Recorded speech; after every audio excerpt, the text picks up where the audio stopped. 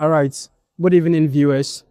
My name is Right Honourable Speaker Dominica Siedu, the Speaker of Parliament for UBIDS Youth Parliament, the 12th Parliament at that one.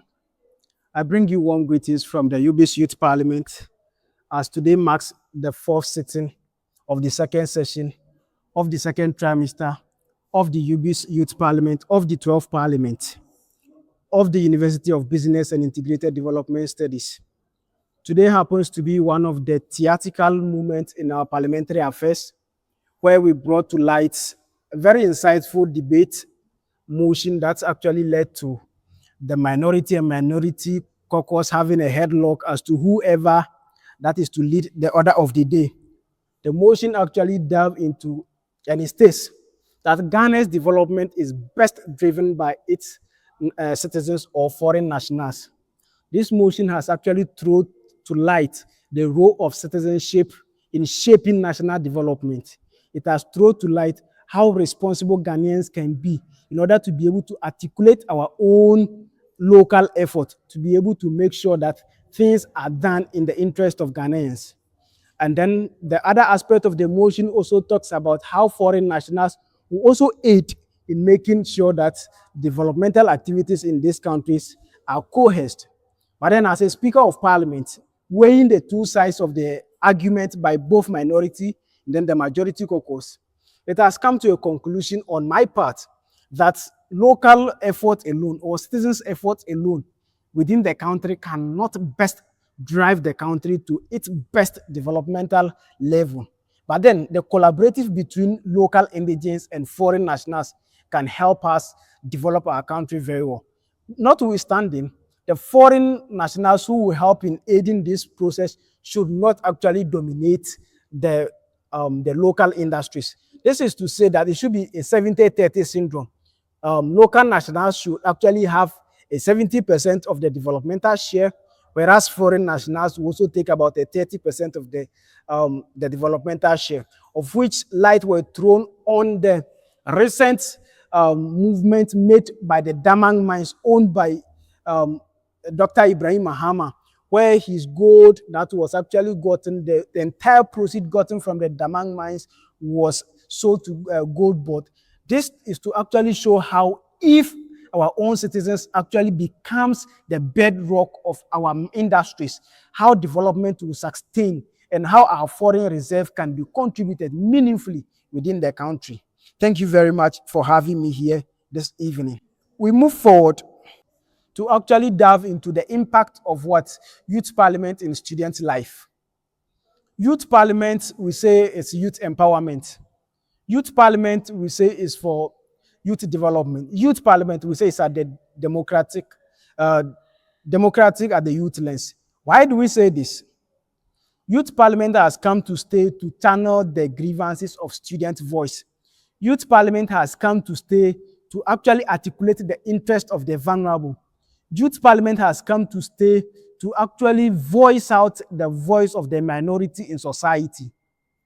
The youth parliament has brought a lot of impacts on the part of youth parliamentarians on campus here.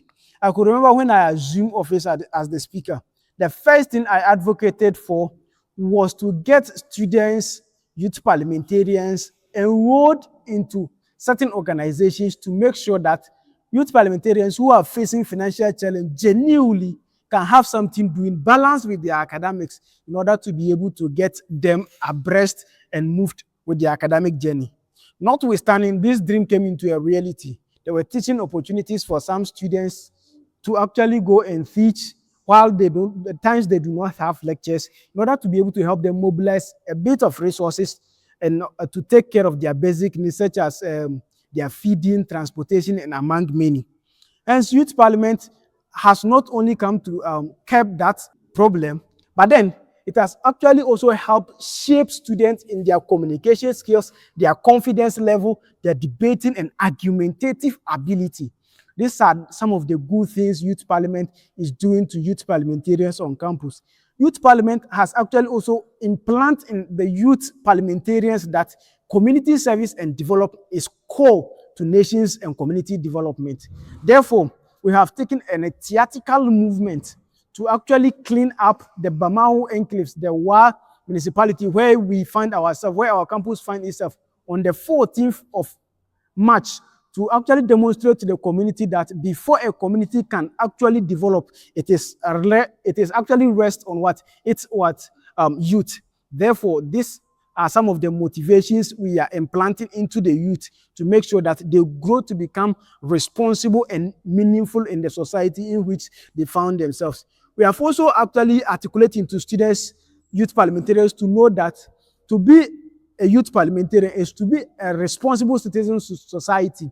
Therefore, we took our eyes round, finding our colleagues who are youth, found themselves in the prisons. So on the 14th of February, that was on the Valentine Day 2026, we actually took a hit to make donation to the Wa Central prisons, to actually also tell our student youth parliamentarians that once you are a youth parliamentarian, once you are a youth, once you are a Ghanaian citizen, it is your responsibility to know that each and every Ghanaian is actually what? Fed. Each and every Ghanaian is actually catered for. For the responsibility of one is a responsibility and a bedrock of what? For all.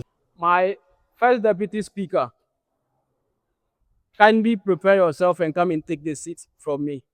Why are you surprised? I don't know. Today will be a history. First ever a speaker is presiding in UBIDS Youth Parliament and leaving the seat for the deputy. Today it is happening. So please kindly prepare yourself. When you are done, you let me know so that you come and take over from me. Thank you very much. That is what Youth Parliament is doing to youth parliamentarians on campus. We have implanted into our youth parliamentarians that will prone them to the functions of the various institutions within the Ghanaian settings. We've taken them to a tour on the 22nd day of April to the 1S Palace, to the Regional Police Command, the Military Command, the Regional Coordinating Council, and the Upper West High Court. This has actually prone students to the various political institutions and their functions to help them to know at what point and to what institution should actually what visit. These are some of the good things Youth Parliament is also doing for the youth parliamentarians. Youth Parliament is creating connections, bridging gaps for students to get access to big men. In fact, where resources can be mobilized to help youth development. We'll move forward to talk about a message for all students. This evening, I stand here for the good works the Youth Parliament is doing. I don't think there is the need for me to actually even invite somebody to join the Youth Parliament again. Upon all what I have mentioned, building your connection level, building your advocacy level, building your communication level, building your debate abilities, and everything is what Youth Parliament is doing to youth parliamentarians. Therefore, I invite all students who in various categories, from the political science department, the School of Business, School of Education, the School of Law, Development Communication, and among many, that PACSAG and among many, all of you should come and join the Youth Parliament. Youth Parliament is becoming a better place. Youth Parliament is becoming a home for youth. Youth Parliament has become actually a place to network, because recently Youth Parliament has actually gone to the Parliament of Ghana, raising the entire university to the Commonwealth debate to actually tell the whole world that there is a university called the University of Business and Integrated Development Studies, UBIDS, in Wa. This is the good thing Youth Parliament is doing to youth parliamentary. Hence, I invite everybody to come and join the Youth Parliament. It is a better place for you, and it will build you. Not now, even the days that are yet to come. Actually, today we have had our fourth sitting of the second session of the second trimester of the 12th Parliament of UBIDS Youth Parliament of the University of Business and Integrated Development Studies. Under the motion, Ghana's development is best driven by its citizens rather than foreign nationals. I was privileged to have presided over this sitting as a Speaker of Parliament, of which it throws light to responsible citizenship, commitment citizenship, and the role of Ghanaian citizens in nation's development. I am highly excited that this debate will actually go a long way to shape youth parliamentarians and our policymakers to adopt this particular motion that the UBIDS Youth Parliament has debated on, And the House has fully adopted that and believes that Ghana's development can be best driven by its nationals rather than foreign investors. This motion, I was actually privileged, and I pray that our policymakers will adopt it and make it a national topical issue. My name is Isaac Musdin. I am the current majority leader of the 12th UBIDS Youth Parliament. I encourage students to join UBIDS Youth Parliament simply because the Youth Parliament has improved upon my grammar. Youth Parliament UBIDS has also improved upon my way of talking to people in public. It has helped me a lot, and I've seen so many people benefit from UBIDS Youth Parliament. So I'm here encouraging everyone, those from different faculties, to all come and join UBIDS Youth Parliament to improve yourself, to improve the people around you, and to help in the development of UBIDS and Ghana at large. Thank you. My name is Kumbanan Aidangmenkara. I'm part of Youth Parliament of UBIS, and I'll encourage other students to join Youth Parliament because it's very beneficial. Through Youth Parliament, you can develop yourself and develop others because it's a learning background for all. Thank you. My name is Francis, an academic juvenile, erudite egghead, and a long-headed apparatchik in this whole cosmopolitan metropolis. Using my perspicacity and raciocination as a compus mentis homo sapien and as an erudite egghead, let me delineate the nitty-gritty, the nuts and bolts, and the crinkum crankum of the status quo, youth parliament. You see, this is not me venting out my garrulity and loquacious monomania in this third acted, but I will never intentionally obfuscate, befuzzled, and bumfuzzle youth parliament in a fog and canopy of abroblection or ago-bago maraki.